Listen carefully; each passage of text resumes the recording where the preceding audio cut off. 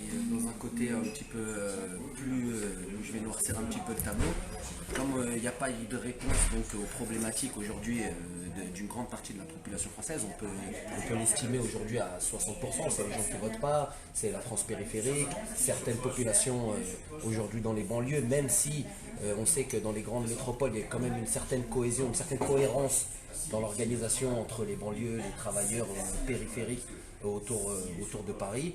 Euh, le côté, est-ce que on peut amener en sachant que bon, comme il n'y a pas de réponse, forcément il y a ces secousses qui reviennent, ces répliques qui vont venir qui éventuellement peuvent être de plus en plus violentes. Est-ce qu'on peut imaginer que le système lui-même en profite et qu'il aille plutôt vers ce qu'on peut appeler la stratégie du chaos pour toujours se maintenir au pouvoir?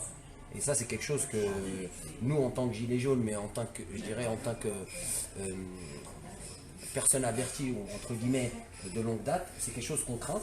Parce que comme disait notre camarade ici, Mishka, c'est qu'on a des familles, on craint pour nos familles, et on ne souhaiterait pas voir ces choses se produire. On préférait, bien sûr, toujours avoir le côté plus optimiste. Maintenant, est-ce que c'est quelque chose qui est... est-ce que ça peut être une des volontés, sachant que dans les années à venir, s'ils sont d'accord un petit peu avec l'analyse que toi tu fais et que parmi eux, ils ont des personnes qui font à peu près la même analyse, se disent de toute façon c'est le chemin sur lequel on va emmener le continent européen carrément, et pas seulement la France, parce qu'on sait très bien que si la France est déstabilisée, c'est tout le continent qui est déstabilisé. C'est la ligne Zemmour en fait, j'ai essayé de chercher, relancer le choc de civilisation. Est-ce qu'il y a encore des joueurs des acteurs pour jouer cette sinistre Alors déjà, cette stratégie-là, je l'avais évoquée dans des articles. C'est-à-dire c'est la stratégie du saut qualitatif. C'est produire le chaos ou laisser se produire le chaos pour passer à une étape supérieure. Et là, dans le cadre de l'Union européenne, c'est passer à un gouvernement européen, etc. Et effectivement, là, Zemmour, là, c'est son rôle, effectivement, de pousser à une sorte de guerre civile ethnico-religieuse pour dévier en fait pour neutraliser les gilets jaunes. Parce que les gilets jaunes, c'est quoi? C'est une révolte sur une base socio-économique qui vient en fait contredire la stratégie du chaos représentée par dont le héros est Éric Zemmour, c'est-à-dire un chaos sur une base ethno-confessionnelle, comme au Liban, pour dévier la véritable colère du peuple et passer à une autre étape. Et aujourd'hui, Zemmour revient derrière Marion Maréchal et avec Patrick Buisson pour récupérer, pour déjà essayer de rassembler les différentes droites, mais ils savent très bien que ce n'est pas suffisant.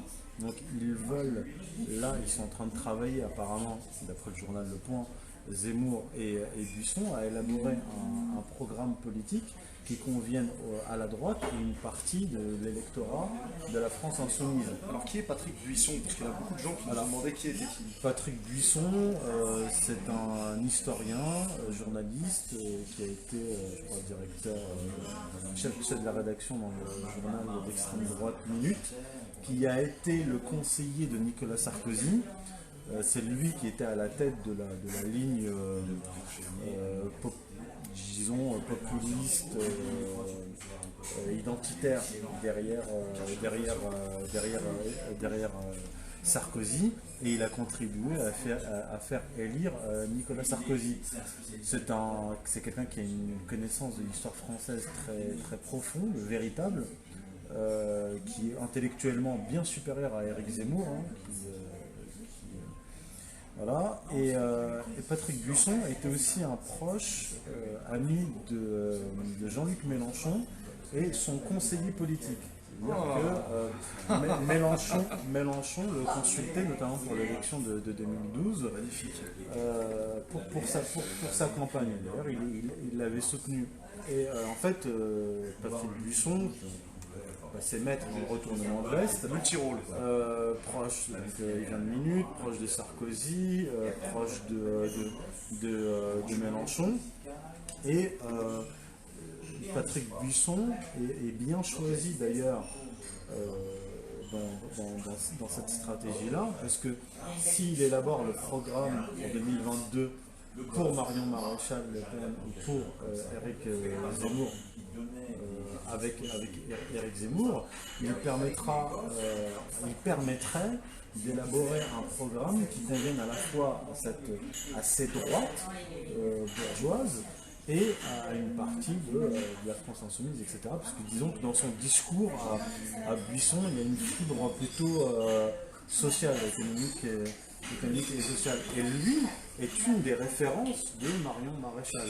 Et Éric Zemmour, lui, est un proche de la famille Le Pen depuis de nombreuses années. Donc, je l'écrivais déjà en 2017. Pour encadrer Marion Maréchal, vous avez Éric Zemmour et Patrick Buisson. Alors, s'ils estiment que Marion Maréchal est trop jeune en 2022, ils la mettront en retrait et pousseront. Et en fait, Zemmour se. Elle pourrait être nommée dans le futur gouvernement aussi, en tant que ministre, secrétaire d'État. d'État. Elle est encore jeune, donc je pense qu'il se pose encore la question. Mais ce qui est sûr, c'est que quelqu'un comme Zemmour et même Buisson veulent écarter Marine Le Pen. Comme le dit Zemmour, elle porte en elle la malédiction Le Pen. Donc c'est ça la stratégie maintenant. Mais toujours avec. Marion, elle a la bénédiction de l'oligarchie. Oui, elle est partie aux États-Unis. Donc la ligne Zemmour, c'est celle-ci. C'est de mettre en avant un conflit ethnico-religieux, c'est la stratégie du bouc émissaire, le bouc émissaire immigré et musulman qui doit porter en fait toutes les fautes et les péchés de l'oligarchie. Ça fait déjà plusieurs années qu'il joue cette stratégie. Donc envoyer le bouc émissaire maghrébin, musulman, noir, qui sera sacrifié, qui portera en fait les péchés de cette oligarchie, c'est ça le rôle d'Éric Zemmour. Je voudrais juste rebondir sur ce que tu viens de dire. Au niveau de la radicalité de notre combat contre notre ennemi, je pense que là on a vraiment fait le tour. Notre ennemi, c'est la cinquième pouvoir, les puissances de l'argent, les puissances financières, de spéculation, etc. Finalement, là on a de la radicalité, c'est dans les textes, les textes sacrés des trois grandes religions, que ça soit dans la critique du veau d'or, la critique de Mammon avec Matthieu, on ne peut pas avoir deux maîtres, l'argent ou Dieu. Et puis les musulmans avec la critique de la riba, de la dette avec l'usure, avec intérêt. Finalement, c'est en se basant sur ces textes religieux, c'est un front de la foi finalement. Où trouver cette radicalité si ce n'est dans un front de la foi